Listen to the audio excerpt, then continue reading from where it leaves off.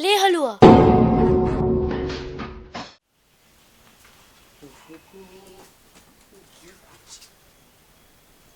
এই দেখো এখনো ঘুমোচ্ছে। হ্যাঁ বিচ্ছু, বিচ্ছু, আরে ওর কত বেলা হয়েছে বুঝতে পারছিস? হ্যাঁ বিচ্ছু, আরে দেখো তো উঠছে না। হ্যাঁ বিচ্ছু, বিচ্ছু।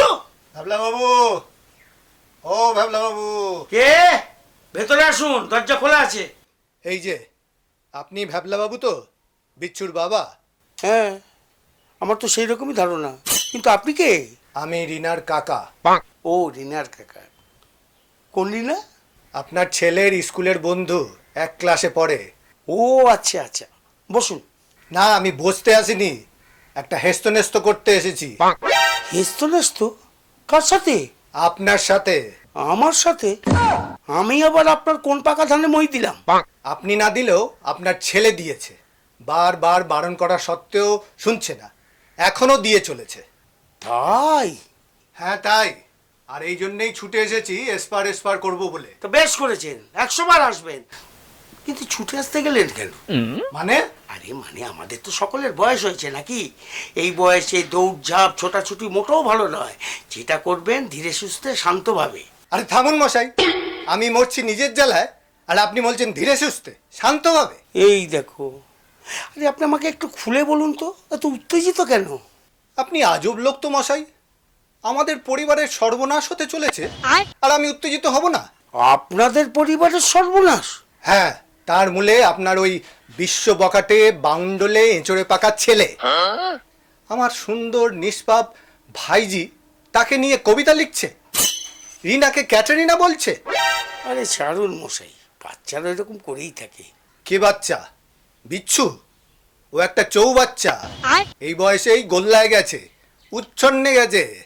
হ্যাঁ, লিখে দিচ্ছি। যাগ্গে, পরের ছেলে পরমানন্দ, যত ভোগে যায় ততই আনন্দ।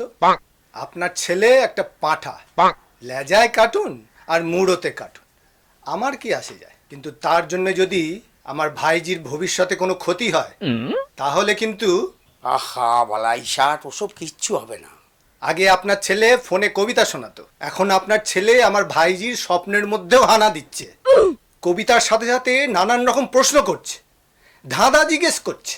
ও তাই? আচ্ছা বিচ্ছু, হ্যাঁ বিচ্ছু, আরে ওর ক্যাটরিনার কাকা এসেছে, তাই না? রিনার কাকা এসেছে।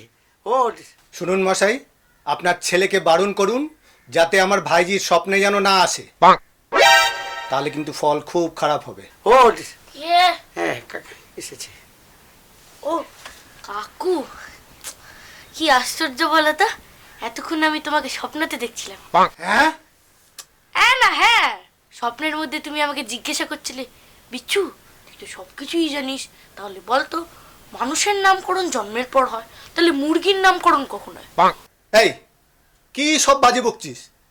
আমি তোর স্বপ্নে দেখা দিয়ে ধাঁধার উত্তর জিজ্ঞেস করছি।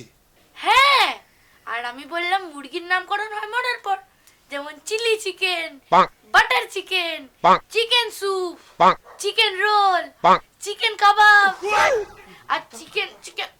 আরে ও কাকু, চলে যাচ্ছ কেন? আরে শোনো শোনো, যা চলে গেল, দেখলে? লে হালুয়া। হ্যালো, আমি বিচ্ছু। আমার ভিডিওগুলো যদি আপনাদের ভালো লেগে থাকে তাহলে লাইক সাবস্ক্রাইব করবেন, আর কেমন লাগছে সেটা নিশ্চয়ই কমেন্ট করে জানাবেন আর শেয়ার করবেন। Thank you.